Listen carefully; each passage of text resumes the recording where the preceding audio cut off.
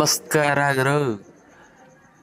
ಸಂಕ್ರಾಂತಿಯ ಕಡೆ ದಿನ ಅಂದ್ಬಿಟ್ಟು ನಮ್ಮ ಊರಿಗೆ ಹೋಗಿದ್ದೆ. ಊರಲ್ಲಿ ಬೆಳಗಿನ ಜಾವ ಎದ್ಬಿಟ್ಟು 6 ಗಂಟೆಗೆಲ್ಲ ಎದ್ಬಿಟ್ಟೆ. ಅದೇನೋ ಬೆಂಗಳೂರಲ್ಲಿದ್ದರೆ ನನಗೆ ಎದ್ದೇಳೋದೇ ಒಂದು 8-9 ಗಂಟೆ ಮೇಲೆ ಆಗುತ್ತೆ. ಊರಿಗೆ ಬಂದಿದ್ದೆ 6 ಗಂಟೆಗೆಲ್ಲ ಎದ್ಬಿಟ್ಟೆ. ಏನಂತ ನನಗೆ ಆಶ್ಚರ್ಯ ಆಗೋಯ್ತು. ನೈಟ್ ಮಲ್ಗೋದು 11:30 12 ಗಂಟೆ ಹತ್ರ ಆಯಿತು. ಬೆಳಗ್ಗೆ 6 ಗಂಟೆಗೆ ಎದ್ಬಿಟ್ಟಿದ್ದೀನಿ. ಏನೋ ಎದ್ಬಿಟ್ಟೆ. ಬೆಳಗ್ಗೆ ಬಂದ್ಬಿಟ್ಟು ಹೊರಗಡೆ ನೋಡ್ತಾ ಇದ್ದೀನಿ, ಫುಲ್ಲು ಮಂಜು, ಬೆಳ್ಳಗೆ ಕಾಣ್ತೈತೆ. ನಾನು ನನಗೆ ಒಂದು ನಿಮಿಷ ಹಂಗೆ ಆಶ್ಚರ್ಯ ಆಗೋಯ್ತು. ಒಂದು ವೇಳೆ ನಾವು ಇನ್ನೂ ಬದುಕಿದೀವಾ ಅಂತ ಒಂದು ಭಯ ಆಗೋಯ್ತು.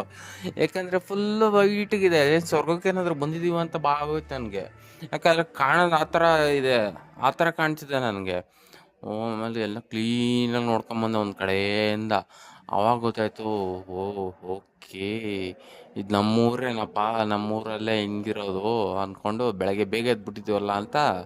ಸರಿ, ಓಕೆ ಆಯಿತು ಅಂತ ಬ್ರಷ್ ಮಾಡ್ಕೊಂಬಂದೆ. ಬಂದಾದ್ಮೇಲೆ ಒಂದು ಟೀ ಕುಡಿದ್ಬಿಟ್ಟು ಆಮೇಲೆ ಕುತ್ಕೊಂಡಿದ್ದೆ. ಆವಾಗ ಹೇಳಿದ್ರು, ಅಲ್ಲಿ ನಿಮ್ಮ ಚಿಕ್ಕಪ್ಪ ಕೋಳಿ ಕುಯ್ತವ್ರೆ, ಹೋಗಿ ನೋಡ್ತೀಯಾ ಅಂತಂದರು. ಕೋಳಿ ಕುಯ್ತವ್ರ ಅಂದ್ಬಿಟ್ಟು ಅಲ್ಲಿಗೆ ಹೋಗೋಣ ಅಂತ ಹೋದೆ, ನಡ್ಕೊಂಡು ಹೋದೆ. ಅಷ್ಟು ಬೇಗ ಕೋಳಿ ಕುಯ್ದ್ಬಿಟ್ಟು ಕೋಳಿ ನೇತಾಡ್ತಾ ಇತ್ತು.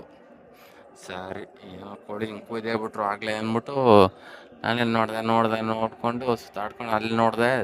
ಅಲ್ಲಿ ಅರ್ಶಿನ ಕುಂಕುಮ ಇಟ್ಟಿದ್ರು. ಅದೇನಂದರೆ ಅದೇ ದೇವರು ಮುನೀಶ್ವರ ಅಂತೆ, ಮುನೀಶ್ವರಂಗೆ ಕೋಳಿ ಕುಯ್ದಿರೋದು ಅಂತ ಹೇಳಿದ್ರು. ಓಕೆ ಆಯಿತು. ಕೋಳಿನ ತಗೊಂಡು ಮತ್ತೆ ವಾಪಸ್ಸು ಮನೆ ಹತ್ರ ಬಂದರು.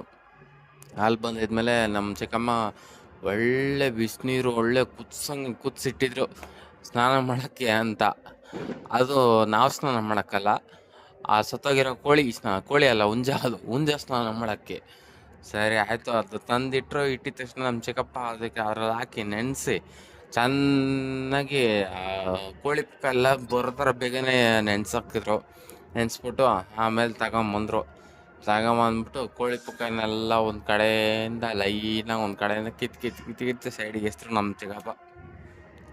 ಕೋಳಿ ಪುಕ್ಕನೆಲ್ಲ ಕಿತ್ತೆಸ್ಬಿಟ್ಟು ಆಮೇಲೆ ತೊಗೊಂಡೋಗ್ಬಿಟ್ಟು ಬೆಂಕಿಯಲ್ಲಿ ಚೆನ್ನಾಗಿ ಸುಟ್ರು. ಆ ಬೆಂಕಿ ಹೆಂಗಿತ್ತು ಅಂದರೆ ಬೆಳಗಿನ ಜಾವ ಬೇರೆ, ಒಳ್ಳೆ ಬೆಚ್ಚಗೆ ಸೂಪರಾಗಿತ್ತು. ಅದಕ್ಕೆ ನಾನು ಅಲ್ಲೇ ನಿಂತ್ಕೊಂಡ್ಬಿಟ್ಟಿದ್ದೆ. ಚೆನ್ನಾಗಿತ್ತು. ನನಗೆ ಹಂಗಿತ್ತು ಅಂದರೆ ಬೆಂಕಿಲಿ ಸುಡ್ತಾ ಇದ್ದಿದ್ದು ಕೋಳಿ ಹೆಂಗಾಗಿರ್ಬೇಕು, ಹುಂಜ ಹೆಂಗಾಗಿರ್ಬೇಕು, ಹುಂಜಾನ ನೋಡಿದ್ರೆ ಹಂಗೆ ಸುಟ್ಟರು. ಚೆನ್ನಾಗಿತ್ತು. ಟೈಮ್ ಪಾಸ್ ಆಗ್ತಾಯಿತ್ತು ನಂಗೆ ಬೆಳಗ್ಗೆನೆ. ಸುಟ್ಬಿಟ್ಟು ಆಮೇಲೆ ಹುಂಜನ ತಗೊಂಬಂದ್ಬಿಟ್ಟು ಅದೇನು ಹೇಳ್ತಾರಲ್ಲ,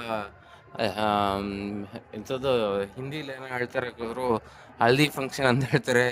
ಹಲ್ದಿ ಫಂಕ್ಷನ್ ಥರ ಹಳ್ದಿನ ಹಾಕ್ಬಿಟ್ಟು ಅಷ್ಟನ್ನು ಹಾಕ್ಬಿಟ್ಟು ಚೆನ್ನಾಗಿ ಕ್ಲೀನಾಗಿ ಎಲ್ಲ ತೊಳೆದ್ಬಿಟ್ಟು ಆಮೇಲೆ ಕಟ್ ಮಾಡೋಣ ಅಂತ ಹೇಳಿದ್ರು. ಸರಿ ಆಯ್ತು, ತೊಳೆದ್ಬಿಟ್ಟು ಕಟ್ ಮಾಡಿ ಅಂತ ಹೇಳ್ಬಿಟ್ಟು ಸುಮ್ಮನಾದರೆ ನಾನು ನೋಡ್ತಿದ್ದೆ. ಆಮೇಲೆ ಕಟ್ ಮಾಡೋಕ್ಕೆ ಶುರು ಮಾಡಿದ್ರು. ನಮ್ಮ ಚಿಕ್ಕಪ್ಪ ನಿಧಾನಕ್ಕೆ ಹಂಗೆ ಒಂದು ಸೈಡಿಗೆ ತೊಡೆಯಿಂದ ಕಟ್ ಮಾಡೋಕ್ಕೆ ಶುರು ಮಾಡಿದ್ರು. ತೊಡೆಯೆಲ್ಲ ಕಟ್ ಮಾಡಿಬಿಟ್ಟು ಕೈಯಲ್ಲೇ ಮುರಿಯೋಣ ಅಂದ್ಬಿಟ್ಟು, ನಮ್ಮ ಬೆಂಗಳೂರಲ್ಲಿ ಬ್ರಾಯ್ಲರ್ ಕೋಳಿ ಹೆಂಗೆ ಮುರಿತಾರೆ, ಹಿಂಗೆ ಸುಮ್ಮನೆ ಹಿಂಗೆ ಕಟ್ ಮಾಡಿಬಿಟ್ಟು ಹಿಂಗೆ ಮುರಿದ್ಬಿಡ್ತಾರೆ. ಯಾಕಂದರೆ ಅದು ಮೂಳೆ ಅಷ್ಟೊಂದು ಗಟ್ಟಿ ಇರೋಲ್ಲ. ಇಲ್ಲಿ ನಾಟಿ ಕೋಳಿ ಮೂಳೆ ಎಷ್ಟು ಗಟ್ಟಿ ಇರುತ್ತೆ ನೋಡಿ. ಅವರು ಪ್ರೆಸ್ ಮಾಡ್ತಾರೆ, ಕಟ್ ಮಾಡಿ ಮುರಿಯೋಕ್ಕೆ ಆಗ್ತಿಲ್ಲ. ಆಮೇಲೆ ಚಾಕುವಲ್ಲಿ ಚೆನ್ನಾಗಿ ಡೇಟ್ ಹಾಕ್ಬಿಟ್ಟು ಆಮೇಲೆ ಕತ್ತರಿಸಾದ್ಮೇಲೆ ಎಲ್ಲ ಕಟ್ ಮಾಡಿ ತಗೊಂಡು ಮನೇಲಿ ಇಟ್ಬಿಟ್ಟು ಆಮೇಲೆ ಸಾರೆಲ್ಲ ಮಾಡಿ ಮುಗಿಸ್ಬಿಟ್ರು. ಮುಗಿಸಾದ್ಮೇಲೆ ಮುದ್ದೆ ಅನ್ನ 2 ಮಾಡಿದ್ರು. 2 ಮಾಡಿಬಿಟ್ಟು ನಾಟಿ ಕೋಳಿ ಸಾರು, ಆಮೇಲೆ ಮೇಕೆ ಮಟನು ಮಾಡಿಟ್ರು. ಸರಿಯಾಗಿ ಬಾರಿಸ್ತು. ನೋಡಿ ಹೆಂಗೆ ಬಾರಿಸ್ತಿದ್ದೀವಿ ಎಲ್ಲರೂ ಅಂತ ಲೈನಾಗಿ ಕೂತ್ಕೊಂಡು. ಸಂಕ್ರಾಂತಿ ಅಂದ್ಬಿಟ್ಟು ಹಿಂಗೆಲ್ಲ ಮಾಡ್ತೀರಾ ನೀವು ಅಂತ ಅಂದ್ಕೊಂಬಿಟ್ಟು ಎಲ್ಲರೂ ಒಂದು ಸೇರಿದ್ವಿ. ಒಂದು 3-4 ಫ್ಯಾಮಿಲಿ ಒಟ್ಟಿಗೆ ಸೇರಿಬಿಟ್ಟಿತ್ತು. ಕೋಳಿನ ಕಟ್ ಮಾಡಾಯಿತು, ಊಟ ಮಾಡಾಯಿತು. ಒಡನ ಅನ್ನೋ ಟೈಮಲ್ಲಿ ಹಸು ಒಂದು ಕರು ಹಾಕ್ಬಿಡ್ತಾರೆ. ಆ ಕರ ನೋಡಕ್ಕೆ ಸೇಮ್ ದೊಡ್ಡ ಹಸು ಇದ್ದಂಗೆ ಐತೆ. ಅದ ಕಪ್ಪಗೆ ಸೇಮ್ ಕಲರು, ಏನು ಸಿನ್ಸಿಲ್ಲ, ಸೇಮ್ ಕಲರು ಹಂಗೆ ಇತ್ತು. ನೋಡೋಕ್ಕೆ ಚೆನ್ನಾಗಿತ್ತು. ಅದನ್ನು ನೋಡ್ಬಿಟ್ಟು ಖುಷಿ ಆಗ್ಬಿಟ್ಟು ಸರಿ ಊರೊಳಗೆ ಹೋದೆ. ಆಡಿಸ್ತೀನಿ ಅಂದ್ಬಿಟ್ಟು ಒಂದಷ್ಟು ಗೂಳಿನ ಕರ್ಕೊಂಬಂದು ಆ ಕಡೆ ಈ ಕಡೆ ಅಂದ್ರೆ ಓಡಿಸ್ತಾರೆ. ಅದನ್ನು 2 ಕಡೆ ಹಗ್ಗ ಕಟ್ಟಿರ್ತಾರೆ. ಯಾಕಂದರೆ ಬಿಚ್ಚಿಬಿಟ್ರೆ ಆಮೇಲೆ ಇರೋಬರ್ನೆಲ್ಲ ಚುಚ್ಚಿ ಚುಚ್ಚಿ ಸಾಯಿಸ್ಬಿಡೋದು, ಎಲ್ಲಾದ್ರೂ ಎತ್ತಿ ಎಸೆಯೋದು, ಹಂಗೆ ಹಿಂಗೆ ಏನಾದರೂ ಮಾಡತ್ತಿ, ಏನಾದರೂ ಅಪಾಯಕಾರಿ ಸಂಭವಿಸುತ್ತೆ ಅಂದ್ಬಿಟ್ಟು ಹಿಂಗೆ ಮಾಡಿದ್ರು. 2 ಕಡೆ ಹಗ್ಗ ಕಟ್ಬಿಟ್ಟು ಆ ಕಡೆ ಈ ಕಡೆ ಓಡಿಸಿದ್ರು. ಅದು ಚೆನ್ನಾಗಿತ್ತು ನೋಡೋಕ್ಕೆ. ಆಮೇಲೆ ಲಾಸ್ಟಲ್ಲಿ ಒಂದು ದೊಡ್ಡ ಗೂಳಿ ಹಿಂಗೆ ಹರ್ಕೊಂಬಂತು. ಆ ಗೋಳಿ ಹೆಂಗಿತ್ತು ಅಂದರೆ ನೋಡೋಕೆ ಎಲ್ಲರಿಗೂ ಭಯ ಆಗೋಯ್ತು, ಆ ರೇಂಜಿಗಿತ್ತು. ಅದನ್ನ ನೋಡಿದ ತಕ್ಷಣ ಏನು ಹಿಂಗೈತೆ ಗುಳಿ ಅಂದ್ಬಿಟ್ಟು ಎಲ್ಲರೂ ಹೆದ್ರ್ಕೊಂಬಿಟ್ರು, ಹಂಗಿತ್ತು. ನೀವು ನೋಡಿ ಅದರ ವಿಡಿಯೋದಲ್ಲಿ ಹೆಂಗೈತೆ ಅಂತ, ಫೋಟೋದಲ್ಲಿ ಹೆಂಗೈತೆ ಅಂತ ನೋಡಿ. ಅದೆಲ್ಲ ಮಾಡಿ ಮುಗಿಸ್ಕೊಂಬಿಟ್ಟು 3ನೇ ರೌಂಡು ಊಟ ಮಾಡಿಬಿಟ್ಟು నేను ಸ್ವಲ್ಪ ಹೊತ್ತರಲ್ಲಿ ಹೋಗಿ ಮಲ್ಕೊತೀನಿ. ಗುಡ್ ನೈಟ್, ಬಾಯ್.